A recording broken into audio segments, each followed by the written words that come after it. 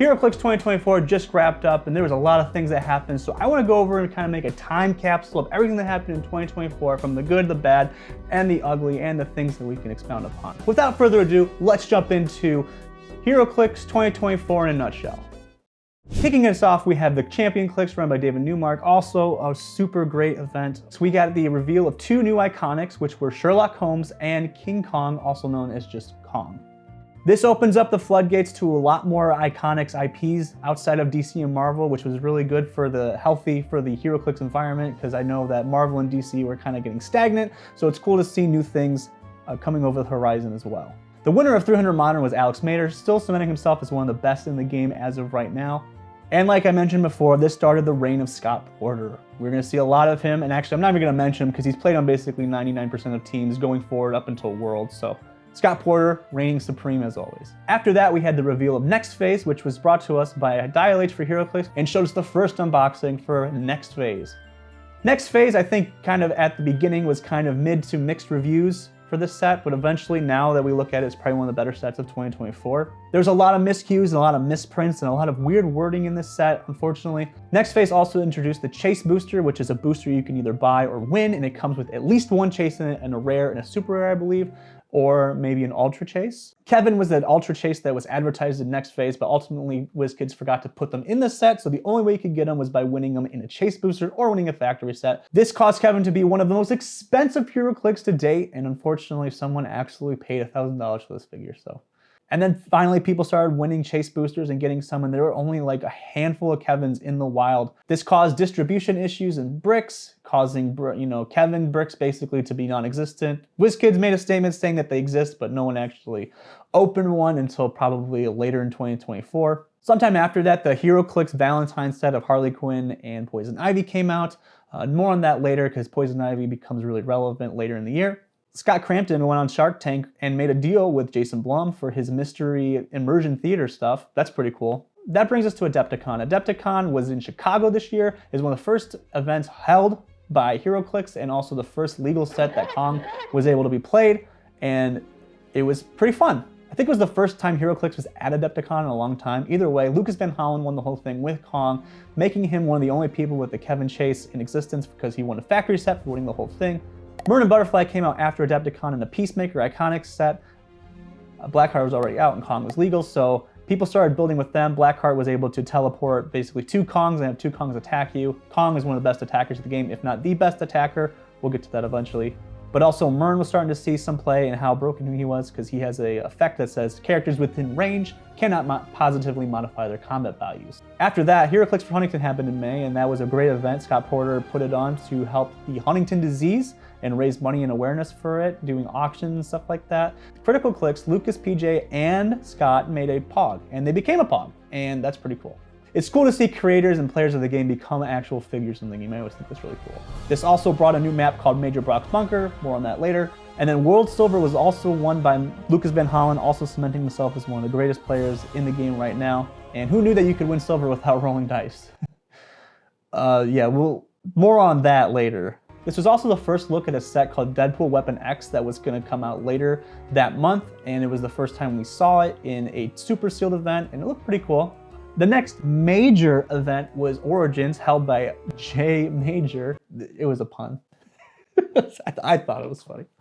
Denny Bobladike won with an Ivy unthemed team, and this was unheard of because everyone was playing themed, and then he actually won a pretty big tournament without even using a themed team. We interviewed them on the podcast, by the way, if you want to hear more about it. This was also the end of the 24x16 maps. After this, the bigger maps ceased to exist, and now we're only playing on 16x16 maps.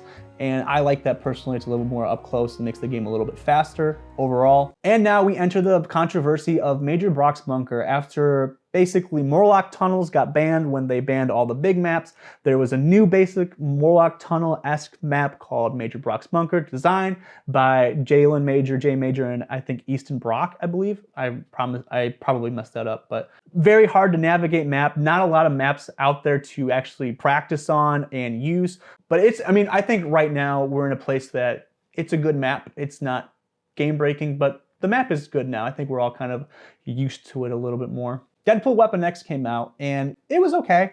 I think there was a lot of hype behind it, but it ended up dying off. I think the overall set was just kind of meh. It ended up becoming more of like a Wolverine and X-Men than a Deadpool set, unfortunately. This is where we start to see the inflation of Pogs. Pogs could only be obtained in chase boosters, and chase boosters could only be obtained if the retail store decided to sell them, or you could win them in events, and that's if the event had chase boosters to win.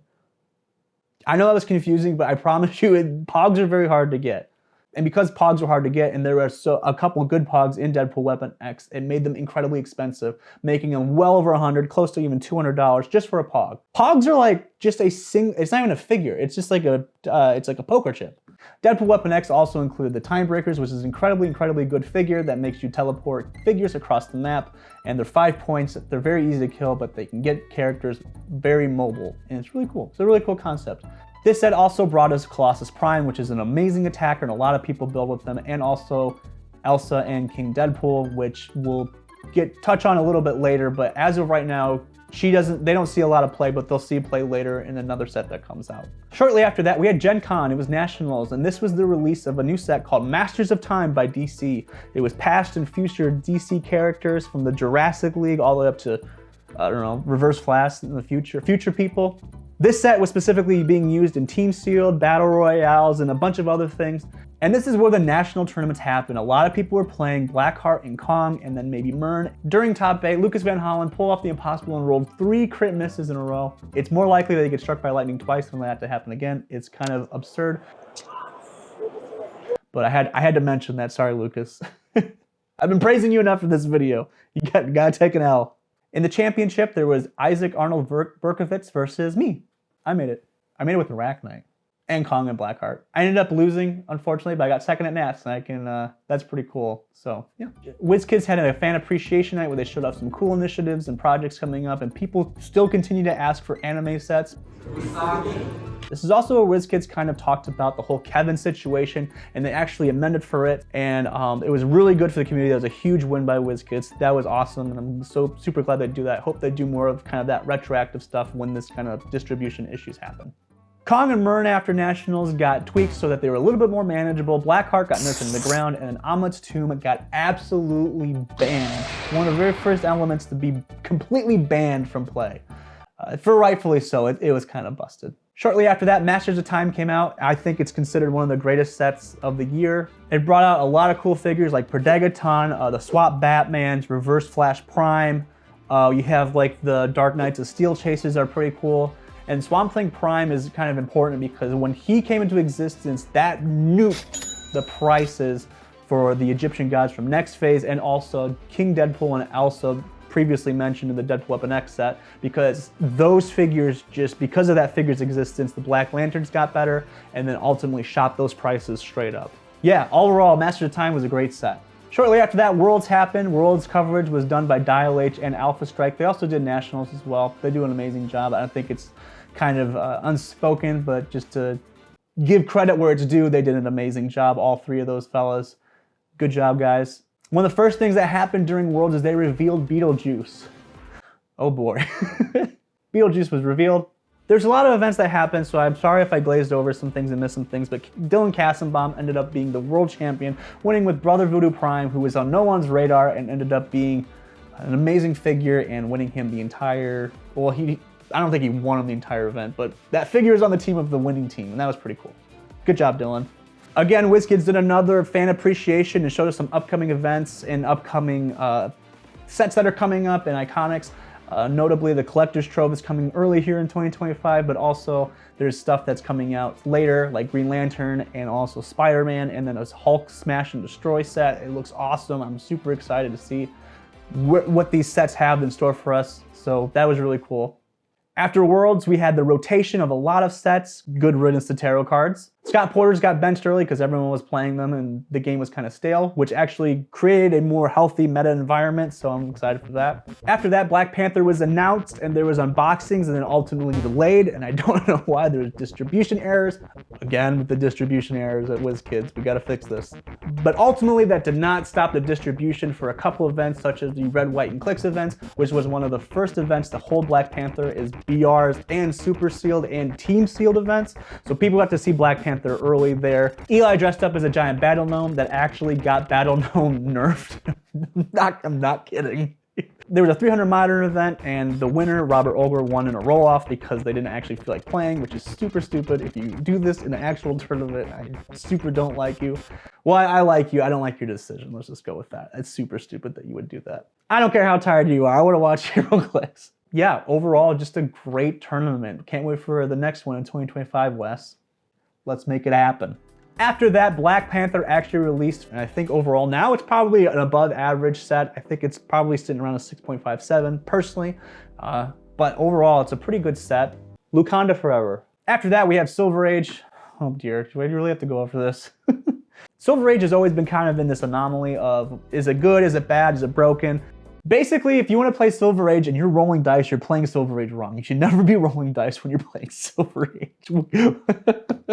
Is that wrong to say? I feel like Silver Age is a breeding ground for people just to be, how broken can I make this game and not actually play the game? People complained about Dark Side and said it wasn't okay until they said it was okay, so they ended up playing anyways. Figures that say you deal damage, and not just like one damage, like multiple damages without rolling dice is nasty. It should not exist. Ultimately, people complain about how broken Silver Age is, but then played those broken elements because pricing. I'm not trying to like slam dunk on Silver, this is just how it is. After that, Marvel Rivals came out, not Heroclix related, but I have to hear Scott Porter yell every 5 minutes, so I mean, just thought I'd bring it up. Collector's Trove was introduced and the unboxings happened in 2024, but the set is currently, as of right now, not out in 2025 yet, but it's supposed to be coming out here soon. Collector's Trove introduced the 12 booster brick set, which means that there's, instead of 10, which is the normal coming up until now, there's going to be 12 boosters per brick, which implies that there's better pull rates, but ultimately you just get more rares and commons and uncommons. Overall, looks like a decent set. Hey, back up, go, sit. Stay. Dial H for Heroclix had their Clixys. Kong won 3 out of, I think, the 7 categories. Won Best Attacker, Best Iconics, and Best Figure. It is a cool figure. The flocking is pretty cool. It is an amazing attacker. So yeah, just to further cement Kong as a figure that's awesome. I think we've wrapped up 2024 pretty good. I probably missed some stuff, but let's talk about the positives. Iconics is amazing, and the fact that there's IPs now that are outside Marvel and DC is a great thing. Good stuff, WizKids. I'm loving that you're locking down other IPs. The new rules implemented in the Spider-Man Beyond Amazing set in 2023 seem to be working out really well. The smaller maps, the ability changes, the elevated changes, the terrain markers, everything is awesome. I really, really love that change, and I think that it's really healthy for the game. So I'm glad that we're sticking with this rule set for now. HC units didn't really come out in 2024, but I think 2024 is where it really picked up, and it's like the year of HC units. I think everyone kind of is doing HC units now. So good job, Clay Wood and your team. It's an amazing website, and if you haven't been doing your Heroclix stuff on that, I would switch now. It's pretty cool. This is more of a personal thing, but I think 300 Modern is the healthiest it's ever been. So I think that, especially post-Nationals, like right now, up until, well, Beetlejuice can change that. I don't know what's gonna happen, but I think it's been pretty healthy most of 2024, even with the crazy amount of figures like Kong and Mern, but overall, pretty good. Now let's talk about what we can do moving forward. What are the things that we can work on in 2025? Distribution was not great this year. Let's hope that distribution gets better as the 2025 season moves forward with brick distributions, chase distributions, primes. Some people are getting no chases, no primes, and bricks. I know pull rates are kind of percentage based, but still, I don't know. Let's do better with distribution. Silver Age. I went on a whole rant about it, so I don't need to talk about that more, but I think it'll get better. That's my basic thing. It's kind of growing pains now, will be better later. Watch that age terribly. Start distributing pogs. I don't know how. Put them in the boosters, put them in like a dice and tokens packs or something. I don't know. The pog situation needs to stop. There's no sane person should ever pay $150 for a pog. Did I? Well, I mean, that's neither here nor there. In general, I would say 2024 was a good year. I think it was pretty good. Let me know what you think though. Let me know in the comments. What was your favorite part? What was the worst part? What do you think, WizKids? What did I miss? What was something I missed that you're just like, I can't believe you didn't even say that. So anyways, thank you so much for watching. We'll see you next time when we talk about all things Heroclix. Happy 2025.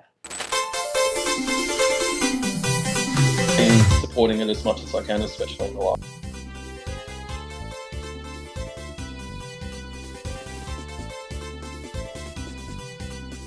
Heroclix of all time.